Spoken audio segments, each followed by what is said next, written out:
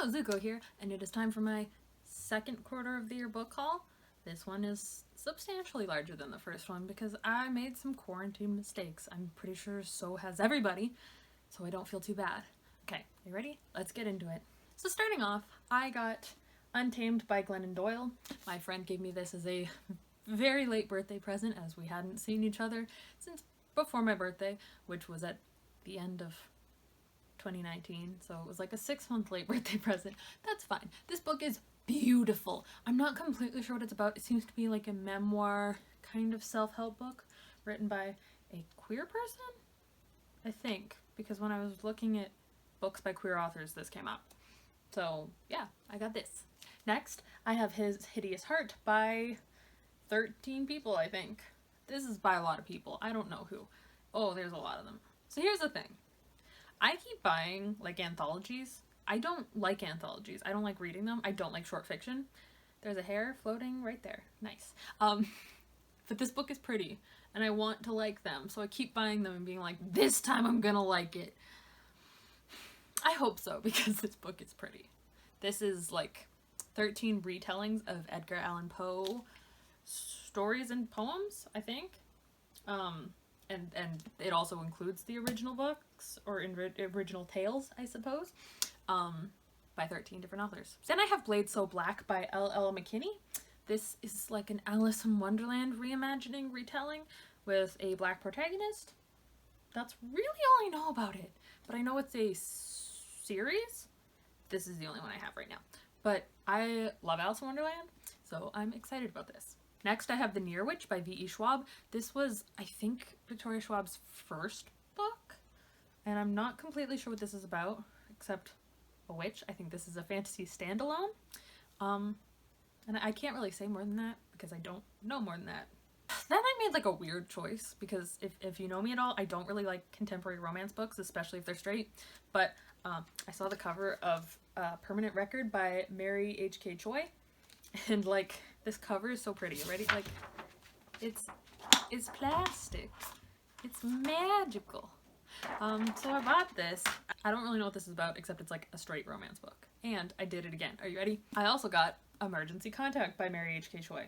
This is another straight contemporary romance, I'm pretty sure, about two people who become each other's emergency contact. I don't know. This cover is also very pretty. That's my weakness, is that I really like pretty things, so pretty covers get me every time. Then I have The Buying of Lot 37, a Welcome to Night Vale episodes kind of bind up of, this is volume 3 by Joseph Fink and Jeffrey Craner. I don't know if you've watched any of my other hauls. You probably haven't, but I am buying these because I don't want to have to, like, physically sit there for hours and hours and hours and hours listening to all of the Welcome to Night Vale stuff. I thought these would be a good way to consume that media that I've always been interested in, you know? Next, I have The Spaces Between Us by Stacy Tolman. This is a book about two girls, I believe, from a small town who are desperate to kind of grow up and get out, and so one turns to politics and stuff and trying to change minds of conservative people, I think. I'm not completely sure what this is about, but this seemed like a fun contemporary book about friendship, so I hope that's what it is. Ooh, next, I have The Ballad of Songbirds and Snakes by Suzanne Collins. I've already read this book. I gave it like a 4 out of 5 stars. This is a prequel to the Hunger Games trilogy starring Coriolanus Snow, President Snow from the Hunger Games trilogy. It kind of gives you a background on Pan Am, how the Hunger Games started, and so many other things. So yeah, I got this. The next book I have here is Sawkill Girls by Claire Legrand. This is about a group of girls who is trying to stop some kind of evil that has been taking and killing, I think, girls? I'm not completely sure. I don't know if this is, like, metaphorical or what. But this cover is really pretty. Like, look at the moths and stuff. I'm excited. This book sounds good, I think, from what I remember hearing about it. Then I have Now I Rise and Bright We Burn, both by Kirsten White. These are the sequels to the And I Darken book, which is, I think, a Vlad the Impaler retelling, but with a female character? I'm not completely sure. But now I have the trilogy. So there's that. Then I have Year 1 of Blood and Bone and Rise of the Magics, all by Nora Roberts. This is a, like, dystopian fantasy trilogy by Nora Roberts. My stepmom really likes these books, so I picked them up when I saw them at my local used bookstore as, like, a pack. None of them match. Like, hardback, paperback, mass market paperback, but I picked them up because they were cheap and it cost about as much as getting this one new.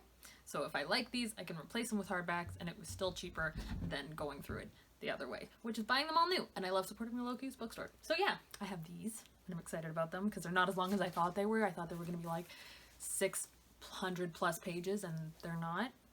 I mean, altogether they are, but like separately they're not.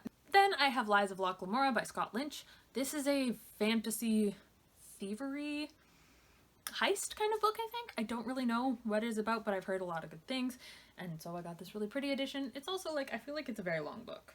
Oh, I don't think it's as long as I thought. For some reason I thought this was gonna be like 700 pages or 1,000 pages, and it looks like it's only like around 500. That makes it so much more readable to me. So I'm excited about this, but I couldn't really tell you what it's about. I'm trying to get into fantasy right now, so like I'm trying to get some good fantasy recommendations. And I have The Babysitter's Coven by Kate Williams. This book is beautiful. Like, look at this pastel purple. It's so pretty. I don't think this book is queer, but I think it should be. This is about like a coven of teens who are stopping something, I think, but they're also like babysitters, I think. I think it's a play on the Babysitter's Club, but I don't really know what it's about. Group of teens who are witches. That's cool. I'm into it. Then I have Wicked Saints by Emily A. Duncan. This is a fantasy book that feels like it's set in like medieval, like Russian-ish times, but with magic.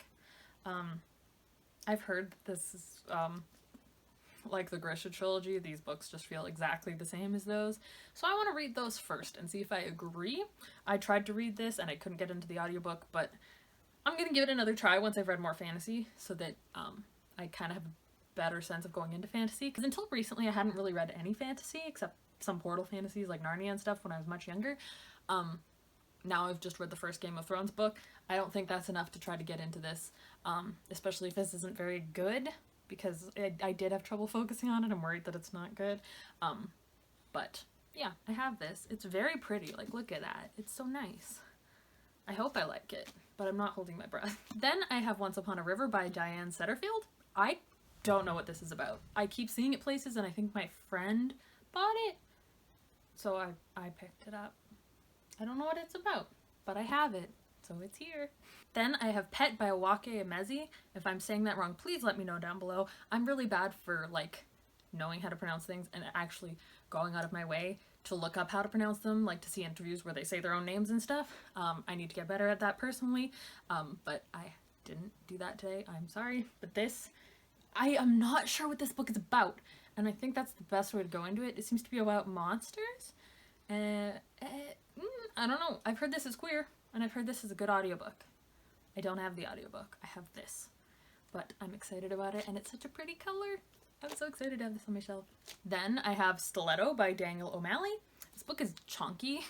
This is the sequel to The Rook, which I believe is like a urban fantasy kind of mystery book. So I had a chance to buy the sequel, and I did. I haven't read the first one, and I have the first one like mass market paperback. So I hope I like it, because I have this big chonker to read after, and then I'm gonna have to replace that one, so maybe I hope I don't like it. I don't know. It's a mystery. I'm not sure what this is about, but it's a sequel, so I'm okay with that. As if I've ever been not okay with not knowing what a book is about. That's like my whole thing. Then I have Fairy After by Janie Lee Simner.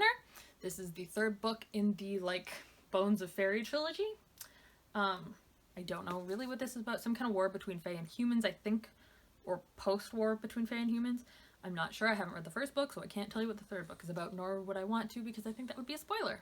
Then I have When We Were Magic by Sarah Gailey. First of all, look at this cover. Look at all these cool, diverse ladies. Or at least femme people. I don't know that they are all ladies. But this is a magical, I think, queer book. So like queer witches again, maybe? I don't know. I love queer books, and I love books with magic in them, so queer magic, I'm here for it. I have Ink in the Blood by Kim Smejkel? Smejkel? I'm not sure if that's like a Scandinavian pronunciation or some other kind of pronunciation. This seems to be like a kind of fantasy, maybe urban fantasy, I'm not completely sure. I think it's traditional fantasy with tattoo magic, I think. This also might be queer. That's really all I know about it, but I know it is part of a series, and this is just the first book. So I have this. Next I have Salt Slow by Julia Armfield. This, I think, is a kind of bind-up of short stories written by her about being a woman, and I think it's kind of horror-based. I'm not completely sure, but it sounded really interesting when I was reading the premise, so here it is. I bought it. Then I have Beasts Made of Night by Tochi Onyabuchi. I've heard this isn't great, but I wanted to see for myself. This is like some kind of fantasy. I'm not really sure past that, but like it's not super long. It's got a real pretty cover, so I wanted to read it myself and make my decisions based on my thoughts, but I have heard it's not great. Okay, truly now we're getting to the part where I have no idea what any of these books are about. Then I have Crave Maidens by Kelly Kuhn. This is a fantasy, the first book in a fantasy series, I think. Is it fantasy? I don't know. I buy things that have apparently moths on the cover. This is the second book with a bunch of moths on the cover, but I like death-focused things. Is that weird? I like death and skeletons in my books, and fantasy. So about this. Then I bought The Woods by Chelsea Babulski. This seems to be some kind of like magical realism, like someone is guarding a forest and the forest is full of portals and bad things. It seems like kind of like a horror book, and I don't know, it's got a really pretty cover. It sounded really interesting to me.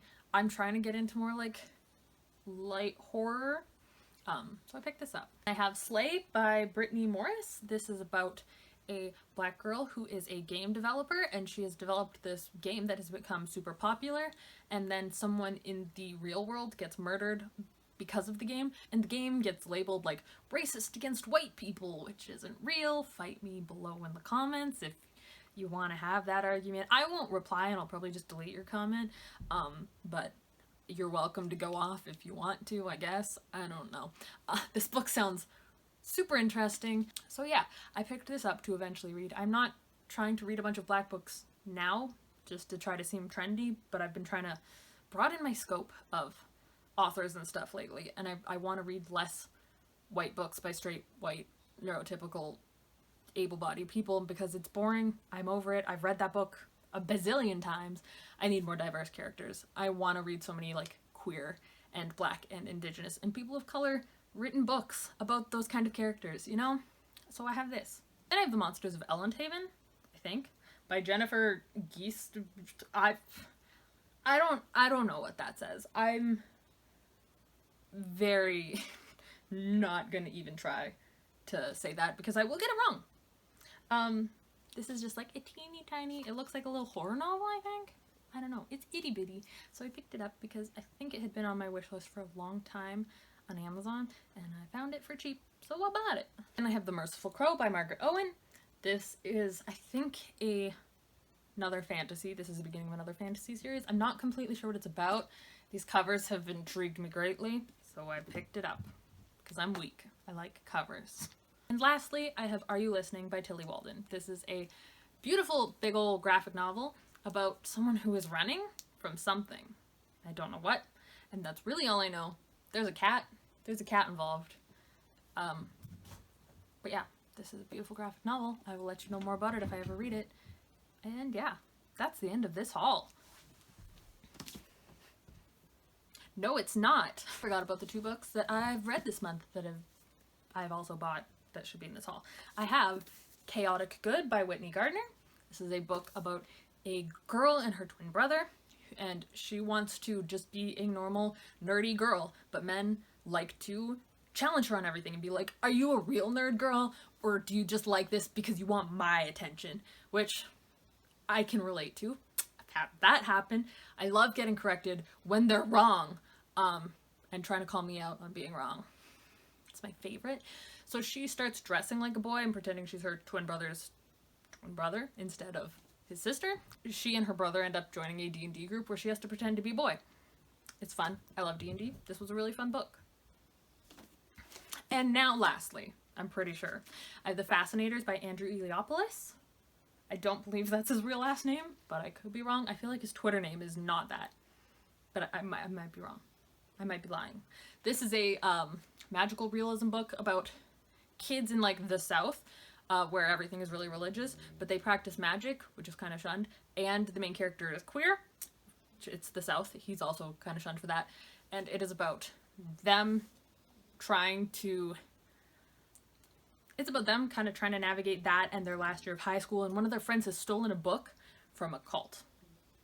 And that's kind of all I can leave you with. But this was a really good book too. Pick this up if you haven't already. Also, look at that. It's so pretty.